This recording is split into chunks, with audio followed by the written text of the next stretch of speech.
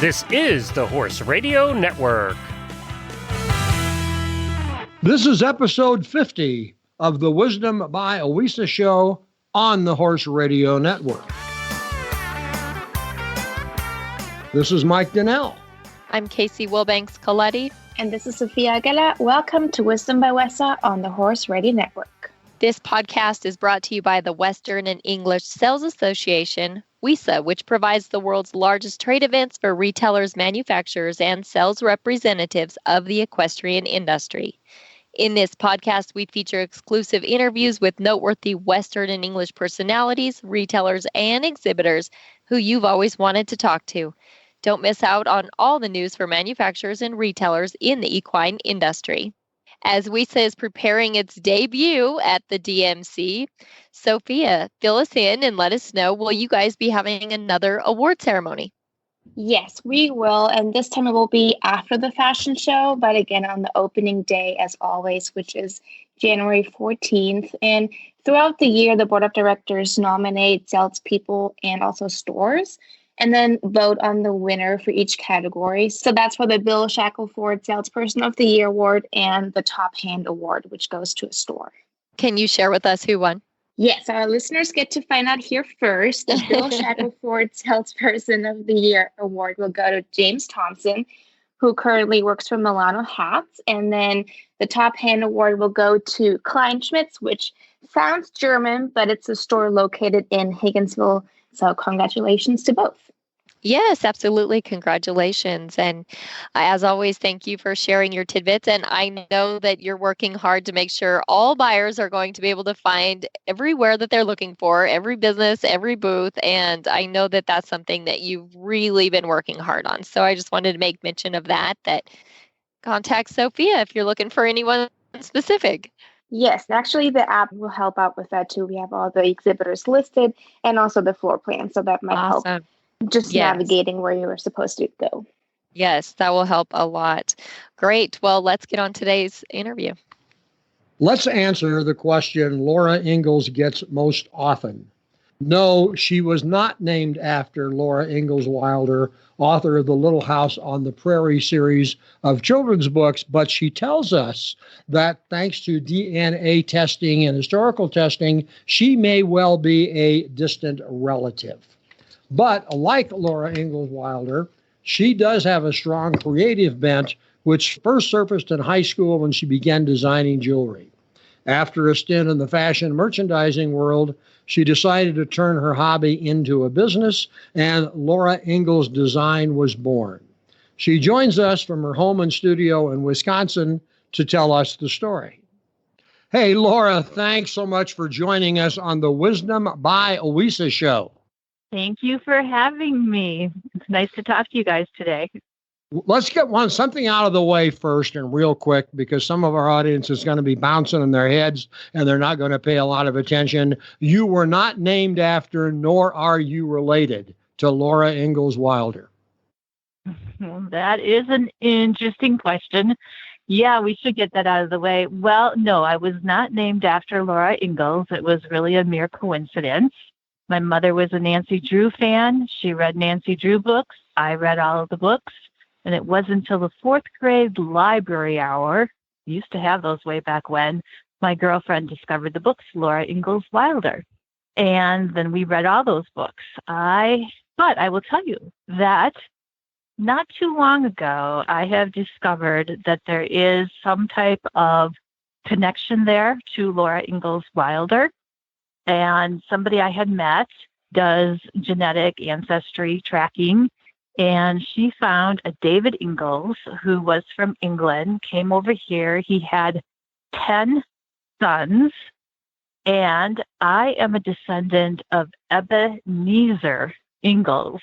Never heard anybody else named Ebenezer other than Ebenezer Scrooge. Scrooge. But there is an Ebenezer Ingalls, and I'm a descendant of him. And somewhere along the line, then Charles Ingalls would have been a distant relative to the David Ingalls family. Well, okay, so That's now as far as I've taken it. that's all right, but now we know about that because I'm sure everybody in the back of their mind, instead of listening to what we're talking about, saying, yeah, I wonder if she's married. I wonder if she's named that. So anyway, but that's not the case. But the case is that you, as a high school student, became interested in jewelry design. And then you had a professional career in the fashion merchandising business, and then decided you go into fashion jewelry design on a full-time basis. And that leads us to where we are today. That's right. And of course, there's a lot of other detail in between all those many years, but that is where we are today. And my business is now 10 and a half years old. It was one of my passions that before I turned 50, I had to make it happen. So I am in the industry. That's wonderful. And we're glad you are here. And I think, a lot of the things you have done led up to being successful in your own business. But let's talk a bit about the product lines that you have. I want to talk a bit about the retail market you serve. I want to talk about COVID and your solution using Zoom. All those are things I think are relevant and interesting to our listeners. So let's first talk about your first start when you started the business, and let's talk about your client retail base. Okay. So when I started, it was January of 2010. Great time to start a business in the depths of the recession. But I knew that actually it was a wholesale business, and it still is a primarily wholesale business. I do service retail people through my website and then through also referrals, because I have been featured in many magazines like Cowboys and Indians magazine and some of the other ones. So that's how people find me. But I started with jewelry, and I'm still doing jewelry. Certainly my designs have changed over the years that I've been doing this. And then I started to add a hat band collection because my customers liked this new bracelet that I had come out with. And it's a very rustic bracelet, and that is made with actually retired, recycled vintage horse tack like reins and stirrup straps and latigos. And they liked that so much, they said, hey, Laura, you should make these into hat bands. Well, those became hat bands. And then, of course, I had to have a hat to show the hat band. And then all of a sudden, because I love to create and design, it's constantly going in my mind. Now I have a whole hat collection. And last year, I was at a trunk show in Santa Fe at Rocky Gorman's store. And I had men saying, Laura, we need hats for guys. So now I've got a men's hat line as well. And it just keeps evolving. Well, and I think everybody is glad that it did. Now let's move forward a little bit, because my feeling is, and you and I talked about this before, when a retailer carries a product line, especially a creative line, they're not just carrying a bracelet, or they're not just carrying a pair of earrings. They're carrying the creativity behind the vendor, and they are placing their confidence in the vendor that they will consistently deliver to them products that they can move off the shelves. So let's talk a little bit, if we can, about the origin of your creativity and how you constantly come up with something that the retailers and their customers are going to want to buy. Okay. And that is something, actually, they know that about me, that I am constantly just creating, because I think that's kind of an extra genetic or gene that I have in me, that it's just create. But I have a very, very vivid mind. So a lot of times that what happens is that I'll just have, it's textures. I love working with textures and different patterns and materials and stones. And sometimes it's that, how can they all come together? And, color combinations. When I'm producing all the orders for my customers, that's when my mind does have a tendency to wander, and I'll start creating new things. Something else where some of that imagination comes from is I dream, when sleeping. Oh my, I have some very colorful dreams. And so that's kind of exciting, because I'll wake up and I'll have all these new designs that I just dreamt up while I was sleeping. So I'm multitasking all the time. I feel you with that. Sometimes it's sometimes you Even when lose I'm some sleep. sleeping. Speaking of some of the things you just said, I do want to hear more about the materials specifically that you use. Also, I found a part on your website that talks about how to wear those pieces, and you have suggestions on your vision for your pieces and how you'd like to see them worn. Yeah, absolutely. So, here's something that I get a lot of comments from my customers about is that when they see my jewelry collections, when they see my hat, they're like, wow, we haven't really seen this anywhere else. Yours is always different. And that is indeed my goal, is to really, people, when they see it, it's going to be different. It's going to be a Laura Ingalls design, not some kind of a knockoff. So I am constantly mixing up materials. I work with a lot of different leathers. Like I said, some of the old tack. I work with embossed leather and stones. Oh my goodness. I have turquoise, right? I mean, that's part of the Western and Southwestern, and I Yes. love turquoise. And I've got a lot of different turquoise that comes from a lot of different mines. But here's something else that people like about my line is some of the other stones I work with. And some of them boulder opals, that it's fun to educate people about boulder opals. And they're so much fun to sell because somebody will see that stone and they're all totally unique and different. And it's kind of like the stone picks that person. So I've got boulder opals. I've got another phenomenal stone called a Sonoran Sunset. Some people also call it Sonoran Sunrise. It's becoming a very rare stone because the mine is not producing anymore. So I get these stones from an older collection. They are incredible. And a new stone that I just discovered, well, I've been working with chrysocolla, but this is some fabulous chrysocolla that has just got so many awesome colors in it. It complements really well with turquoise. So it's always, I'm mixing it up. And I have different price points too. Well, and That's these another thing. pieces, yes, and these pieces, as I'm looking at, they're beautiful, but their quality, and as you mentioned, those one-of-a-kind pieces are really something that you could pass down as heirlooms, especially I have a little girl that, wants to do everything I do, but when I shop for anything, it's like I want that quality and I want that uniqueness that I can eventually pass down to her that she can have forever. And your pieces fit that exactly. Thank you. And that, that is the goal. I mean, as I said, I've got some lower end pieces. I really don't try to make trendy things, but I want colorful things and people that, if they're looking for gift items, but then my higher line that are a lot of one of a kind, absolutely, they are designed to be passed on. Yeah. And that's great. Your daughter's going to have such a, you've got a collection going. She's going to be so happy. She better be. Well, and in that though, when you're buying nice jewelry like this, it's so important to take care of it. But I saw this on your website, and I guess it's not something I've paid much attention to. But now that I've read it on your website, I'm like, yes, I need to do these things. But give just a few tips for caring for your jewelry. Oh yeah, good idea. Good question there. That is, first of all, that if you've got a really nice piece of jewelry and sterling silver and you're not wearing it, a really good way to store it is in a Ziploc bag. That way the air doesn't get in, because otherwise, with the air, it oxidizes the sterling. And then all of a sudden now you got to polish it. But if you are going to polish it, it's best to use a specific polishing cloth for sterling silver. Don't use any of that sterling silver paste or anything on it like that either. Another thing with necklaces, that don't just throw them in your drawer. When you store them, because they'll get kinked, so you want to store them hanging or laid out flat in that plastic bag. Yeah.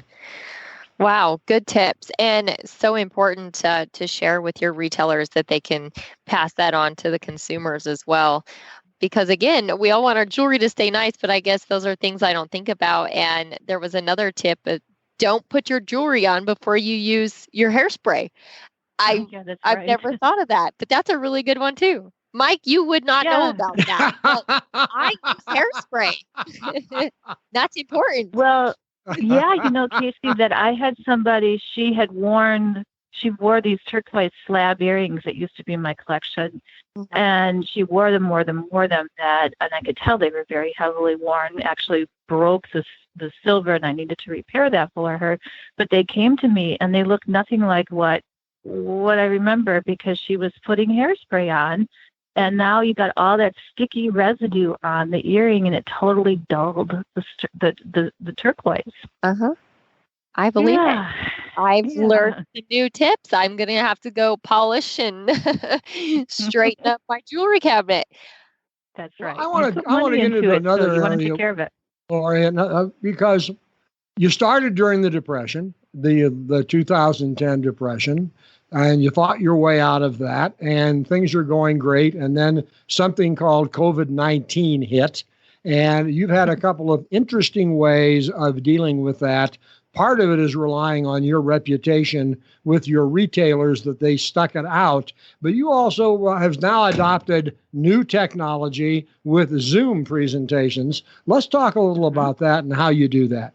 Sure. So, that kind of very quick history that you went through as far as before I started my business. But one of the things that's made me a smart business owner is that I have a very extensive background in corporate. So I was a business person in the corporate world before I became a business owner. And I will tell you that has been just an amazing learning experience to pull from, as to how you do marketing, how you reach your customers. And of course, in the business world, we use a lot of technology, and Skype, Zoom is one of the things that we use. So it was that, if the customers can't come to market, the buyers can't come to market because that's getting canceled, how else can I get to them?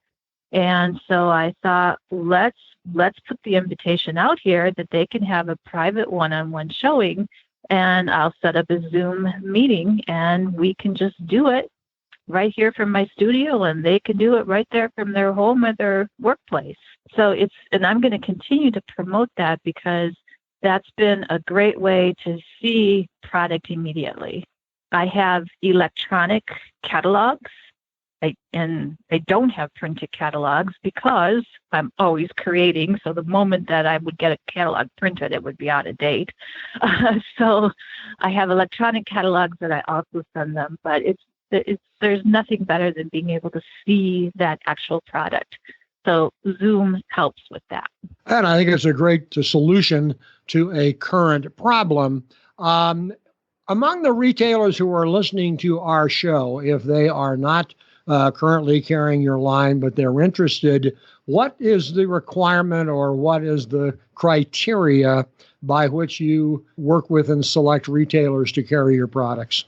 I do ask them what other kind of jewelry lines they're carrying or other hat lines they're carrying. I mean, I think it's important that you have, something complementary. People usually, come to me because they are looking for new product, things that they haven't seen before. And that's why they get excited about my collections. So, and then, I do have a minimum order and everything and time frame to fill an order, but it's pretty easy to work with me. So I'll make it work however, what works best for them. But it's got to be a win-win partnership. And I have some wonderful, wonderful customers that I've built relationships with over the years. And it's just fun continuing to work with them and understand what they need too. What are their customers buying? And that's why it's fun going to, doing trunk shows for some of my customers, because that's how the hat line started for the guys. I can understand that. Now, the other point we want to chat about a bit, we are the Wisdom by WESA podcast.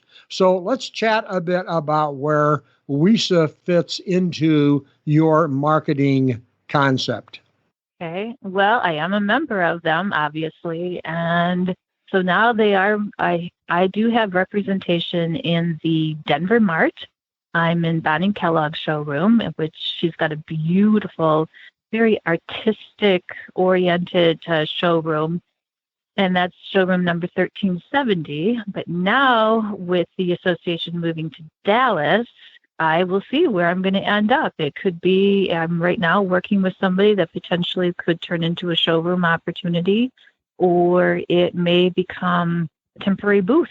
And we will all get to see where we're going to be on that temporary booth floor plan. But certainly I will be letting all my buyers know, because I'm going to be doing a new photo shoot and I'm going to have an awesome ad in the buyer guide. So they need to make sure that they're looking at that buyer guide. Of course, my ad, not to sound too bold here, but it'll probably be the best one. Well, I have a fabulous photographer. Why not be confident in your concept? She's the one that makes it happen. It's my photographer and the models. But yeah, and then also I will be doing what I call email campaigns, and letting all my buyers know where to find me. So, Dallas Market Center, if you haven't been there, it is a big place. I think it's a good opportunity for the exhibitors and the buyers, because there's a lot of hotels and restaurants real close by. You've got the shuttle service. But it's just going to be, a learning curve as to how do you navigate and find all of us. So we're going to do everything we can to make sure the buyers can find us. Well, and I suspect that you'll be doing a lot of creative things to make that happen. Laura, we really appreciate you taking the time to talk with us and our listeners here on the Wisdom by WESA show. And good luck in all of your future creative endeavors and technology endeavors and showroom endeavors. Thank you, everyone. It's really been a pleasure talking with you today. Thanks so much. We've had fun too. All right. Okay. Thanks so much. Bye-bye. Thank you. Bye. Show notes and links from today's show can be found on the wisdombywesa.com website. And of course, we'd love to hear your feedback. There is a contact link on that website. The Wisdom by WESA show will be published on the 15th and 30th of every month. You can listen on most of your favorite podcast players, and you can also listen on the Horse Radio Network app on your iOS or Android phone. You just search Horse Radio Network in the App Store. It's free and it's super easy to use. Be sure to visit all the great shows on the Horse Radio Network at horseradionetwork.com. Thanks for listening to the Wisdom by WESA podcast. WESA, where the industry meets.